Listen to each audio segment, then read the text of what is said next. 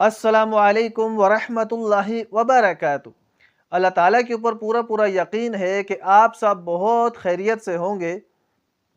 आज मैं आपको जो अमल बताने जा रहा हूँ, इस अमल की बरकत से आपको या आपका कोई अजीज़ व क़ारिब है, जिसको भी, चाहे मर्द है, औरत है, बच्चा है, कोई भी है, जिसको भी जोड़ों का दर्द होगा, ये ऐसा अमल है, वो ये इस अमल को करेगा, इसकी बरकत से हमेशा के लिए जोड़ों का दर्द बिल्कुल ख़त्म हो जाएगा।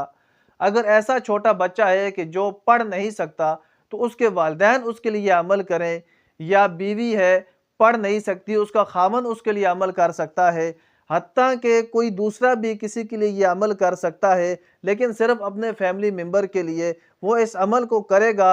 इंशाअल्लाह ताला अगर उसको ख़ुद को जोड़ों का दर्द है, तो उसका जोड़ों का दर्द हमेशा के लिए ख़त्म हो जाएगा। और अगर अपने किसी फैमिली मेंबर के लिए कर रहा है, किसी फैमिली के बंदे के लिए कर रहा है, औलाद के लिए कर रहा है, बहन के लिए कर रहा है, बीवी के लिए कर रहा है, या बीवी ख़ावंद के लिए कर रही है, या शौहर जो है वो बीवी के लिए कर रहा है, कोई अपने फैमिली के लिए अगर कोई कर रहा है, तो इंशाअल्लाह उसका भी जोड़ों का दर्द हमेशा के लिए ख़त्म हो जाएगा।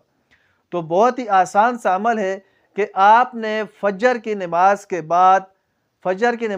बाद नमाज पढ़ के आपने एक बोतल पानी की लेनी है, और उस बोतल के ऊपर अव्वल आखिर 11 बार दुरूद इब्राहिमी पढ़ना है, दरमियान में 11 मरतबा सूरह आबासा पढ़नी है। पढ़ने के बाद आपने उस बोतल को दम कर लेना है, और इस बोतल का पानी इस 21 दिन मुतवातर आपने पीना है। और पीना इस तरह है कि कम से कम दिन में 2 से 3 मरतबा इस पानी को पीना लाज़मी है। और जब खाना खाने लगें, 1-2 कतरे सालन में मिक्स कर लें, चाय पिएँ, दूध पिएँ, कोई भी खाने पीने की चीज़ आप इस्तेमाल करें, तो उसके अंदर 1-2 कतरे इस पानी के डाल लें, और मुतवातर आपने 21 दिन ये पानी पीना है। इंशाअल्लाह ताला 21 दिन के अंदर अंदर आपके जोड़ों का दर्द हमेशा के लिए ख़त्म हो जाएगा, और इंशाअल्लाह ताला दोबारा कभी आपको जोड़ों की दर्द की तकलीफ भी नहीं होगी।